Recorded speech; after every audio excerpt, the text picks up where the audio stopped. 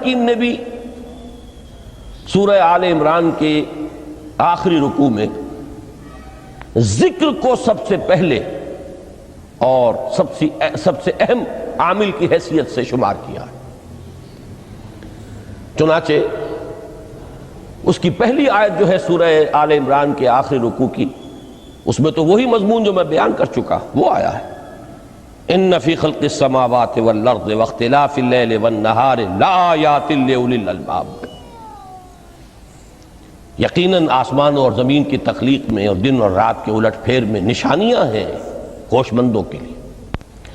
ان کے ذریعے سے انسانی شعور کے اندر وہ معرفت رب اجاگر ہوگی۔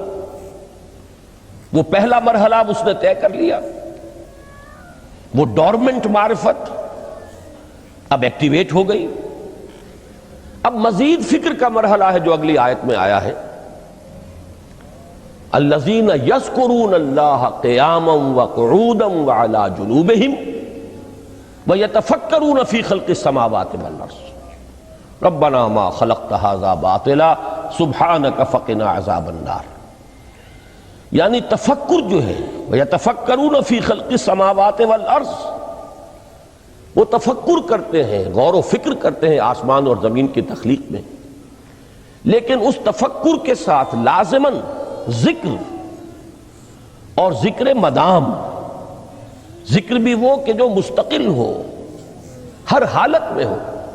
الذین یذکرون اللہ قیاما وقعودا وعلی جنوبہم، وہ لوگ کہ جو اللہ کو یاد رکھتے ہیں، اللہ کا ذکر کرتے ہیں، کھڑے ہوئے بھی، بیٹھے ہوئے بھی، اور اپنے پہلوؤں کے بل یعنی لیٹے ہوئے بھی۔ اب ان تین کے سوا تو کوئی پوزیشن انسان کی نہیں ہے، اسی کا نام ہے دوام ذکر۔ اور اس کے ساتھ اگر وہ تفکر کرتے ہیں تو ان کا فکر اگلی منزل تک پہنچتا ہے۔ تو پہلی شے تھی فکر انسانی کی صحیح رخ پر مزید پیش قدمی اور پیش رفت، اور اس کے لیے لازم ہے ذکر و فکر کا امتزاج۔ دوسری چیز کو لیجئے عمل کی درستی۔ اس عمل کی درستی کے لیے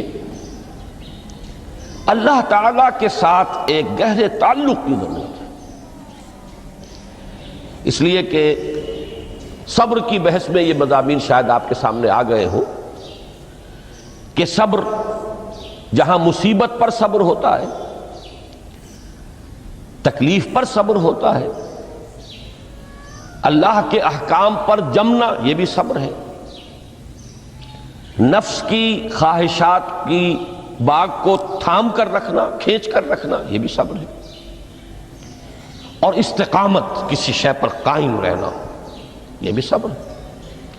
تو عمل صحیح پر استقامت کے لیے وَاصْبِرْ وَمَا صَبْرُكَ إِلَّا بِاللَّهِ، اس صبر کی سب سے اہم جو بنیاد ہے، اس کا جو سب سے بڑا ذریعہ ہے، اس کا جو سب سے بڑا سہارا ہے، وَمَا صَبْرُكَ إِلَّا بِاللَّهِ، اس کے لیے ضرورت ہے ایک گہرے تعلق کی کہ اللہ کے ساتھ ایک ایسا تعلق برقرار رہے جو نہ صرف گہرا ہو بلکہ دائم و قائم، مسلسل۔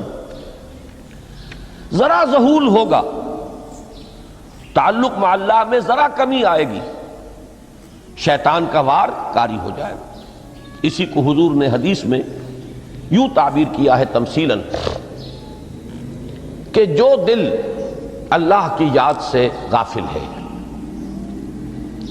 اس پر فارسی کا وہ مقولہ بھی ہے کہ خانہ خالی را دیو می گیرت، گھر خالی رہے تو جنات اس پر دیو جو ہے آ کر قبضہ جما لیتے ہیں۔ تو خانہ قلب جو ہے اگر یاد خدا بندی سے خالی ہو گیا تو شیطان ابلیس لعین اپنی تھوتنی ٹکا دیتا ہے۔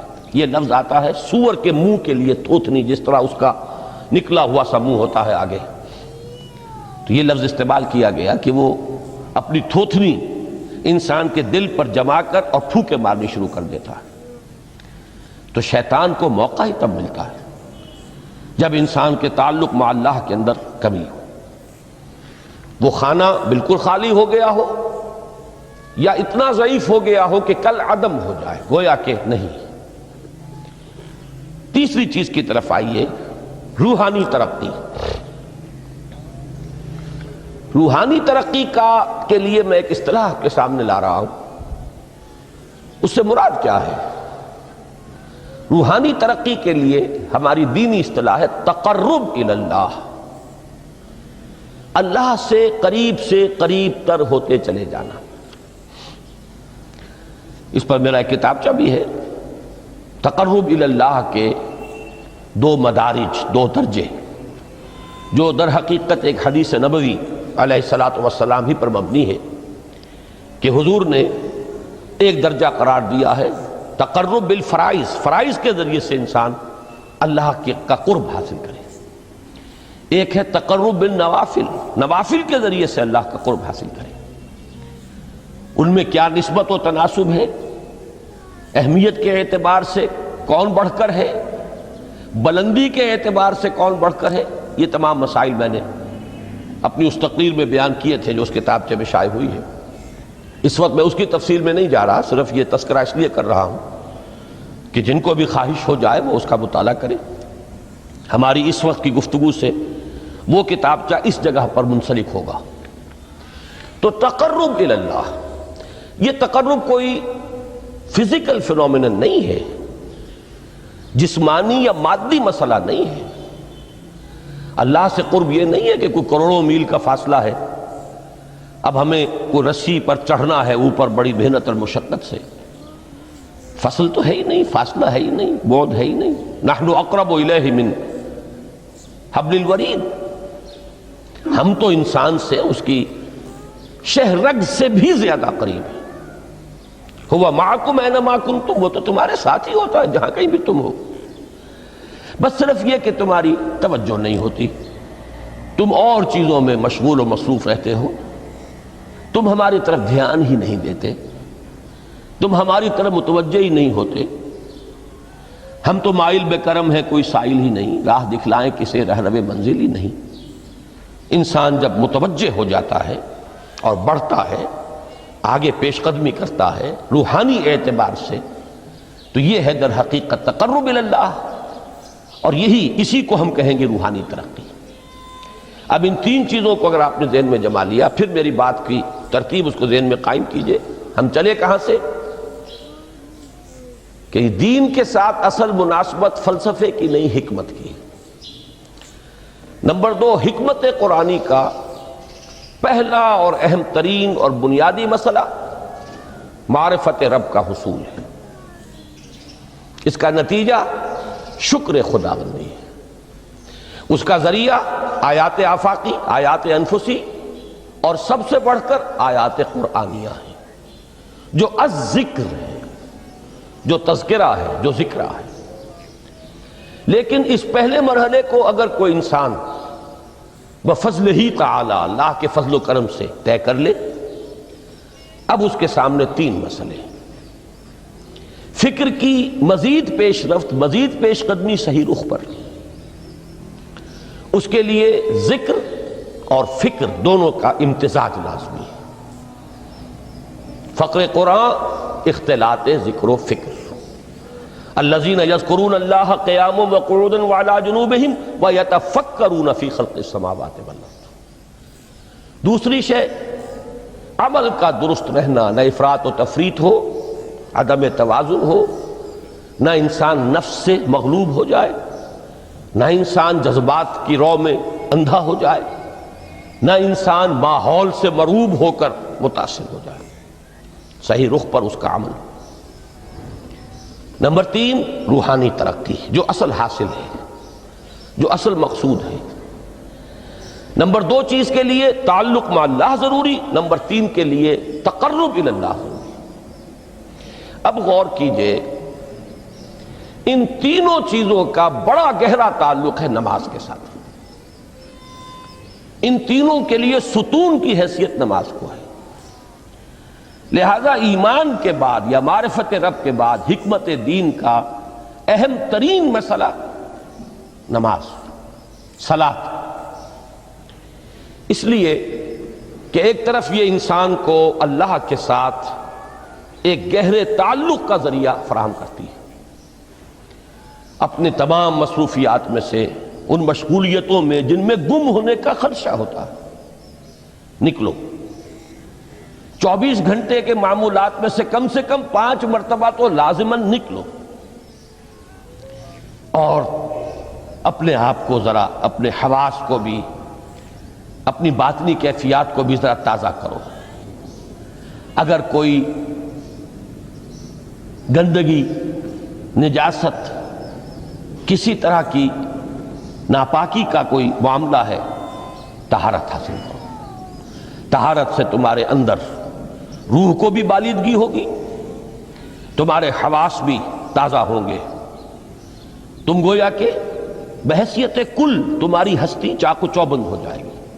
وہ کسل، وہ سستیاں، وہ جو ایک کثافتیں ہوتی ہیں، ان سب سے نجات حاصل کرو، اور اب اپنے رب کے حضور میں کھڑے ہو جاؤ، اس کے ساتھ اپنا عہد بھی تازہ کرو، اس کی اہم صفات کو بھی اپنے ذہن میں پھر مستحضر کرو۔ یہی وجہ ہے، دیکھیے میں نے جو آیات آپ کو شروع میں سنائی تھی، سورہ لقمان کی 2 آیتیں، پہلی آیت میں اس کا ترجمہ کر چکا، دوسری آیت وَلَقَدْ وَإِذْ قَالَ لُقْمَانُ لِابْنِهِ وَهُوَ يَعِظُهُ يَا بُنَيَّ لَا تُشْرِكْ بِاللَّهِ إِنَّ الشِّرْكَ لَظُلْمٌ عَظِيمٌ۔ اس کے بعد درمیان میں کچھ مضمون آ کر پھر وہ آیہ مبارکہ آئی، یا بنی اقیم الصلاۃ وامر بالمعروف وانہ عن المنکر واصبر علی ما اصابک۔ گویا کہ اہم ترین چیز، بنیادی ترین چیز، اللہ کو محض پہچان لینا کافی نہیں ہے، یاد رکھنا ضروری ہے۔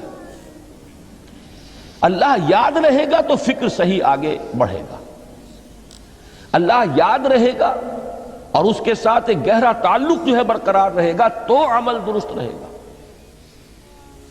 بالکل یہی بات سورہ طٰہٰ میں جو پہلی وحی حضرت موسیٰ علیہ السلام پر ہوئی، اور پہلا مخاطبہ ہے، چونکہ حضرت موسیٰ کو یہ انبیاء کرام کے مقدس گروہ میں ایک امتیازی حیثیت حاصل ہے کہ ان سے براہ راست گفتگو ہوئی ہے، اگرچہ صرف ایک پردہ تھا، اوٹ من ورائے حجاب گفتگو ہوئی ہے، لیکن یہ کہ کوئی فرشتے کا درمیانی جو ہے وہ لنک نہیں تھا، براہ راست اللہ تعالیٰ نے حضرت موسیٰ علیہ السلام سے کلام فرمایا۔ کلم اللہ موسیٰ تکلیما، موسیٰ سے تو اللہ نے کلام فرمایا جیسے کہ کلام کیا جاتا ہے۔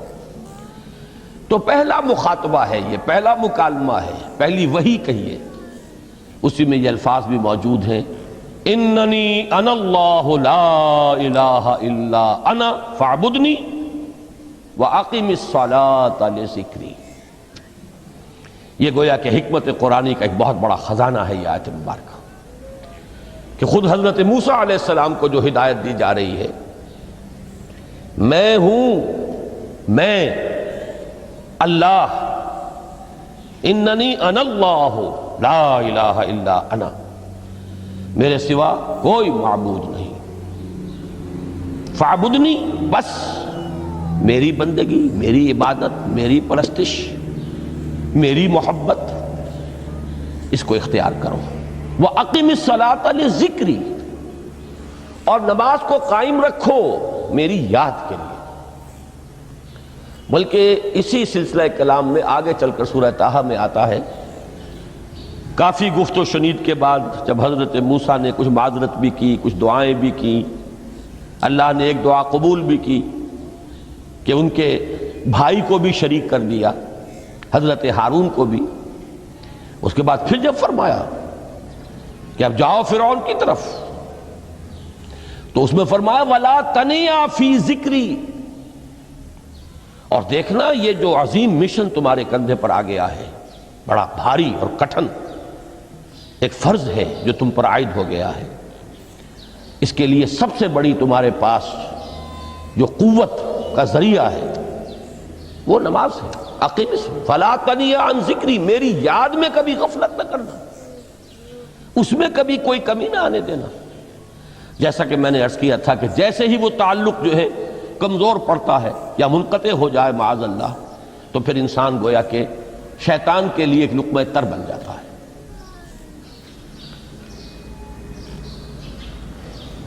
اب آپ غور کیجئے، تیسری شے تقرب الی اللہ،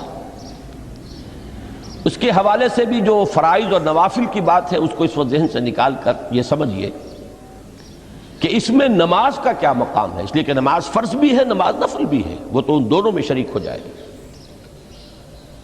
اب اس کو لفظ صلاۃ کے حوالے سے آپ ان دونوں چیزوں کو سمجھیے۔ صاد لام واو یا یہ چونکہ حروف علت ایک دوسرے سے بدلتے رہتے ہیں، یہ جو مادہ ہے اس کی جو خالص لغوی اصل ہے، جو خالص عربی زبان میں اس کا بنیادی مفہوم ہے، وہ آگ جلانا یا آگ تاپنا یا آگ سینکنا، حرارت حاصل کرنا۔ لہذا بار بار آتا ہے جہنم کے ذکر میں، اسلوہا، اب جلو اس میں، تاپو اس کو، یہ سینکے گی تمہیں۔ بلکہ تفتلون کا لفظ آیا ہے حضرت موسیٰ کے کلام میں، جب وہ گئے تھے کوہ طور پر، جب پہنچ گئے تو تھے آگ تک کی تلاش میں، لعلکم تفتلون، تو اپنے اہل خانہ سے یہی کہا تھا کہ مجھے کہیں وہ روشنی نظر آ رہی ہے، غالباً کوئی وہاں سے آگ مل سکے گی، ورنہ یہ کہ کوئی رہنمائی کو رستہ مجھے مل سکے گا، میں وہ آگ لے آؤں گا، کوئی چنگاری وہاں سے لے آؤں، لعلکم تفتلون، تاکہ تم، اب یہ اصطلاح در حقیقت باب افتعال ہے، اور یہ تے یہاں پر توئے کی شکل اختیار کر گئی، تا نے توبن کی صورت اختیار کی صاد کی وجہ سے۔ بہرحال اس کا سب سے بنیادی مفہوم جو ہے وہ ہے تاپنا، سکائی حاصل کرنا، حرارت۔ اس کے حوالے سے سمجھ لیجئے کہ سب سے بنیادی تعلق اس کا جو ہے وہ روح کے ساتھ ہے۔ روح میں محبت خداوندی کی آگ اگر ٹھنڈی پڑ گئی ہو، اگر محبت خداوندی کی حرارت میں کمی ہو رہی ہو، تو اس کو اثر نو، جس کو کہ میں آج سوچ رہا تھا تو ایک لفظ ذہن میں آیا کہ جیسے بیٹری اس کو ریچارج کیا جاتا ہے، اسی طریقے سے روح کے اندر محبت خداوندی کی اس حرارت کو اثر نو تازہ کرنا، یہ ہے در حقیقت نماز کا اصل مقصد۔ اس لیے کہ اس لفظ کا بنیادی مفہوم، اصل لغوی مفہوم تو یہ ہے، اگرچہ اس کا سب سے زیادہ کثرت سے جو استعمال ہوتا ہے، اور لفظ صلاۃ جس سے در حقیقت جس تصور پر مبنی ہے وہ ہے اقدام، کسی کی طرف متوجہ ہونا اور پھر دعا۔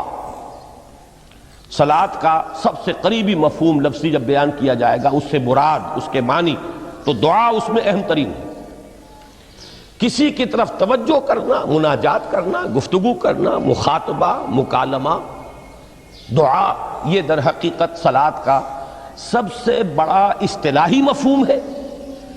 لیکن جو اس کا مادہ ہے، صاد لام واو یا صاد لام یا، اس کا اصل مفہوم جو ہے وہ تاپنا، حرارت حاصل کرنا۔ تو ان دونوں کے حوالے سے عرض کر رہا ہوں، وہ تاپنا اور حرارت حاصل کرنا وہ ہے روح کے اعتبار سے۔ وہ جو کہا اقبال نے کہ بجھی عشق کی آگ اندھیر ہے، مسلمان نہیں راہ کا ڈھیر۔ یہ عشق کی آگ جب بجھ جاتی ہے، در حقیقت یہی تو انسان کی روحانی موت ہے۔ جب یہ نہ رہے تو چاہے منطق میں بہت انسان ماہر ہو، مجھے اقبال کا ایک شعر یاد آیا ہے، تقابل کرتے ہوئے ایک انسان محکوم اور ایک انسان حر، آزاد انسان، ان کی نفسیات میں جو بنیادی فرق علامہ اقبال نے مختلف مواقع پر بیان کیے ہیں۔ محکوم ہے بیگانہ اخلاص و مروت، ہر چند کے منطق کی دلیلوں میں ہے چالاک۔ تو منطق کی دلیلوں میں انسان چالاک ہو جائے اور وہ لغت ہائے حجازی کا وہ ایک خزانہ بن جائے، اسے تمام الفاظ کے معنی یاد ہو، وہ بڑے مسائل فقہ کے اسے ازبر ہو، جزیات، بے انتہا جزیات جو ہیں وہ مستحضر ہو، فلسفے کے بڑے بڑے مسئلے اس نے حل کر لیے ہوں، لیکن اگر روح میں وہ اللہ کی محبت کی آگ نہیں ہے، وہ تپش نہیں، بجھی عشق کی آگ اندھیر ہے، مسلمان نہیں راہ کا ڈھیر۔ اسی کے حوالے سے آج مجھے یاد آیا تھا کہ وہ جو بڑی سادہ سی ایک نظم ہے، اللہ تعالیٰ سے دعا، یا رب دل مسلم کو وہ زندہ تمنا دے، اس میں بھی جو الفاظ آئے ہیں جو روح کو گرما دے اور قلب کو تڑپا دے، یہ ہے اصل جو مقصود ہے نماز کا۔ اور یہی وہ چیز ہے جیسا کہ میں نے عرض کیا تھا کہ نگاہوں سے اوجھل، یہ پہلو سامنے ہے ہی نہیں، دوسرا پہلو سامنے ہے اور وہ بھی میرے نزدیک بہت اہم ہے، بہت بنیادی ہے، اس میں کوئی شک نہیں، لیکن یہ ہے بلند ترین منزل کہ تقرب الی اللہ، اس کے لیے در حقیقت یہ کس لیے درکار ہے؟ روح کے اندر عشق کی حرارت اور گرمی تازہ ہو جائے۔ بسا اوقات یہ اندر دب جاتی ہے، جیسے انگارہ ہوتا ہے آگ کا، اس کے اوپر خاک اور راکھ آ جاتی ہے، اندر کچھ ہوتی ہے، آگ دبی ہوئی سمجھ، آگ بجھی ہوئی نہ جان، اس دبی ہوئی آگ کو پھر ایک شعلہ بنانا، پھر اس کے اندر ایک حیات تازہ پیدا کرنا، یہ ہے نماز کا اہم ترین اور بلند ترین مقصد۔ لیکن اس کے ساتھ ہی اس نماز میں ذکر ہونا، اس کا یہ ذکر ہے، اور ذکر کی جب میں فہرست بیان کیا کرتا ہوں بہت سے حضرات کے سامنے ہوگا کہ ذکر کا در حقیقت مفہوم ہے استحضار اللہ فی القلب۔ ہمارے ہاں غلطی سے جو ذرائع ذکر ہیں انہیں ذکر قرار دے دیا گیا ہے۔ نماز ذکر نہیں ہے، نماز ذکر کا ذریعہ ہے۔ اقیم الصلاۃ لذکری، نماز قائم کرو میرے ذکر کے لیے۔ یہ اللہ اللہ کہنا یا ادعیہ معصورہ جو حضور صلی اللہ علیہ وسلم کی مسنون دعائیں ہیں، انہیں اپنے تمام معمولات دنیاوی کے ساتھ ساتھ ان دعاؤں کو بھی انسان پڑھتا رہے، اللہ سے دعا کرتا رہے، یہ تمام ذرائع ذکر ہیں۔ سبحان اللہ سبحان اللہ، الحمدللہ الحمدللہ، اس کا آپ ورد کیجئے، یہ بھی ذریعہ ذکر ہے۔ حقیقت میں ذکر ہے استحضار اللہ فی القلب، اللہ کو دل میں لے آنا، اللہ کو دل میں حاضر کر لینا، اصل میں تو ترجمہ ہوگا، لیکن حاضر جاننا، یہ کیفیت جو ہے انسان کو حاصل ہو جائے۔ اب اس کے حوالے سے ذرا بات سمجھیے کہ ایک تو میں عرض کر چکا ہوں مجسم ذکر تو قرآن ہے، لہذا ذکر کی فہرست جب آپ کریں گے ذرائع ذکر تو ان میں سب سے پہلے قرآن آئے گا، اس لیے کہ وہ ہماری حکمت کے پہلے مسئلے کو حل کر رہا ہے، بنیادی مسئلہ، اہم ترین مسئلہ۔ دوسرے نمبر پر ذکر جو ہے، اب اس کے لیے کچھ اصطلاحات جو میرے مختلف دروس میں شاید آپ کے سامنے بعد میں آئیں یا پہلی آ چکی ہوں، ان کے حوالے سے میری بات سمجھیے۔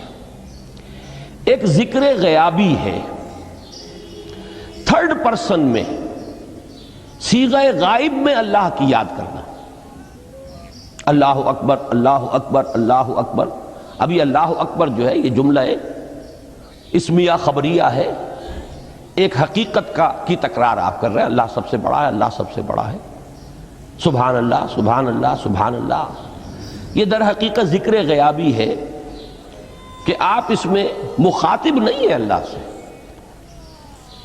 ایک ذکر خطابی کہیں یا ذکر حضوری کہیں، جس میں مکالمہ ہوتا ہے، جس میں گفتگو ہوتی ہے۔ تو نماز در حقیقت ذکر حضوری اور ذکر خطابی کی بلند ترین شکل ہے۔ اس لیے میں نے عرض کیا تھا کہ نماز کے لفظ یا صلاۃ کے لفظ، یہ اصطلاحی معنی جو اکثر و بیشتر کیے جاتے ہیں وہ ہے دعا، اور دعا میں ہوتا کیا ہے؟ مکالمہ ہے، مخاطب، اے اللہ، اے میرے رب، اے پروردگار۔ پھر یہ کہ اس میں اقدام اور کسی کی طرف متوجہ ہونا، یہی وجہ ہے کہ افتتاح صلاۃ، نماز کو شروع کرنے کے لیے ایک تو وہ الفاظ جو قرآن مجید میں آئے ہیں، انی وجہت وجہی للذی فطر السماوات والارض حنیفا وما انا من المشرکین، یہ ہے توجہ کا ارتکاز، بشرطے کہ یہ صرف الفاظ ہی نہ نکل رہے ہوں، واقعتاً یہ تعبیر ہو اس وقت کی انسان کی نفسیاتی کیفیت کی، کہ شعوری طور پر وہ فیصلہ کرتا ہے کہ اب میں منقطع ہو رہا ہوں، ہر چہار طرف سے اپنی توجہ کو ہٹا کر، ہر مسئلے سے اپنے آپ کو خالی و ذہن کر کے یعنی ظاہری اور باطنی دونوں اعتبار سے میں اپنی توجہ کا ارتکاز کر رہا ہوں اس ذات کی طرف جس نے آسمانوں اور زمین کو پیدا کیا، اور بالکل یکسو ہو کر رہا ہوں۔ انی وجہت وجہی للذی فطر السماوات والارض حنیفا وما انا من المشرکین۔ اور دوسری وہ جو دعا جس سے ہم افتتاح کرتے ہیں اپنی نماز کا، دیکھیں اس میں خطاب کا کس قدر اہتمام، وہاں سبحان اللہ نہیں ہے، سبحانک اللہم، پاک ہے تو اے رب ہمارے، وبحمدک وتبارک اسمک وتعالی جدک۔ اب آپ غور کر رہے ہیں، یہ ہے تخاطب، براہ راست مخاطب ہونا ہو رہی ہے۔ تو سب سے پہلی بات تو یہ ہوئی کہ ذکر کی ایک شکل ہے ذکر غیابی، دوسری ذکر حضوری، اور ذکر حضوری یا ذکر خطابی کی بلند ترین منزل، بلند ترین اس کا ذریعہ نماز۔ اس کو ایک پہلو سے اور سمجھ لیجئے، سورہ فاتحہ جب پھر ہم پڑھتے ہیں جسے الصلاۃ کہا گیا ہے، جو لب لباب ہے، خلاصہ ہے، اس میں پھر تدریجاً غیاب سے حضور کی طرف پیش قدمی ہوتی ہے۔ الحمدللہ رب العالمین الرحمن الرحیم مالک یوم الدین، یہ ذکر غیابی ہے، اس میں ابھی خطاب نہیں آیا، یہ وہی جملہ اسمیہ ہے۔ کل تعریف اس اللہ کے لیے ہے جو تمام جہانوں کا پروردگار ہے، مالک ہے، جو رحمان ہے، رحیم ہے، جزا و سزا کے دن کا مختار و مالک ہے۔ اب یہ غیاب سے حضور کی طرف، ایاک نعبد و ایاک نستعین اہدنا الصراط المستقیم۔ یہ ہے وہ، اب پہلے ایک معاہدہ ہے، ایک اقرار ہے، اعتراف ہے، وعدہ ہے، اور پھر دعا ہے، استدعا ہے کہ حضور نے فرمایا، یقول اللہ تعالی، اللہ یہ فرماتا ہے، اسی لیے اس کو حدیث قدسی کہیں گے، قسمت الصلاۃ بینی و بین عبدی نصفین، میں نے نماز کو اپنے اور اپنے بندے کے مابین آدھا آدھا تقسیم کر دیا ہے۔ اب یہاں تک تو جملہ ہے اللہ کا، یہ ہے حدیث قدسی۔ اب آگے جو ہے نریشن اس کی جو ہے حضور صلی اللہ علیہ وسلم کی جانب سے ہے، یعنی خبر دے رہے ہیں وہ اللہ کی طرف سے ہی۔ ویسے تو تمام احادیث ہی گویا کہ ہم سمجھتے ہیں انسپائرڈ تو اللہ کی طرف سے ہی ہے، لیکن یہ کہ جہاں صراحت ہو کہ اللہ کہتا ہے وہ حدیث قدسی ہے۔ تو یقول اللہ تعالی قسمت الصلاۃ بینی و بین عبدی نصفین، یہاں تک تو حدیث قدسی ہے۔ اب دوسری عام حدیث ہے، اذا قال العبد الحمد للہ رب العالمین یقول اللہ تعالی حمدنی عبدی، جب بندہ کہتا ہے الحمدللہ رب العالمین، پروردگار کہتا ہے میرے بندے نے میری حمد کی۔ جب بندہ کہتا ہے الرحمن الرحیم، پروردگار فرماتا ہے اثنا علی عبدی، میرے بندے نے میری ثنا کی، بڑی تعریف کی۔ جب بندہ کہتا ہے مالک یوم الدین، اللہ فرماتا ہے مجدنی عبدی، میرے بندے نے میری بڑی بزرگی بیان کی ہے، تمجید کی ہے۔ پھر جب بندہ کہتا ہے ایاک نعبد و ایاک نستعین، اللہ فرماتا ہے ھذا ما بینی و بین عبدی ولعبدی ما سأل، یہ ہے میرے اور میرے بندے کے درمیان۔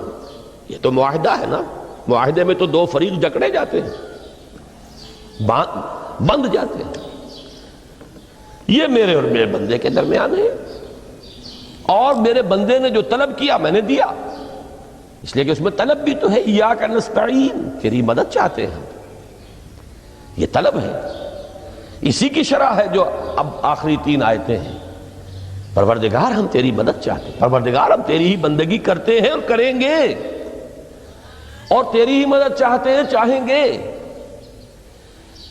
اگر حال میں اس کا ترجمہ کریں گے زمانہ حال کے اعتبار سے، اس لیے کہ فعل مضارع میں تو دونوں موجود ہیں، شامل ہیں، تو یہ ایک اعتراف ہے، اظہار حال ہے۔ اللہ کرے کہ وہ واقعتاً صحیح اظہار حال ہو، ہم واقعی اللہ کی بندگی کرتے ہوئے یہ کہیں کہ ایاک نعبد، ورنہ اگر ہماری اصل صورتحال سے وہ مطابقت نہ رکھتا ہو تو پھر تو ایک طرح کا جھوٹ ہو جائے گا، غلط بیانی ہو جائے گی۔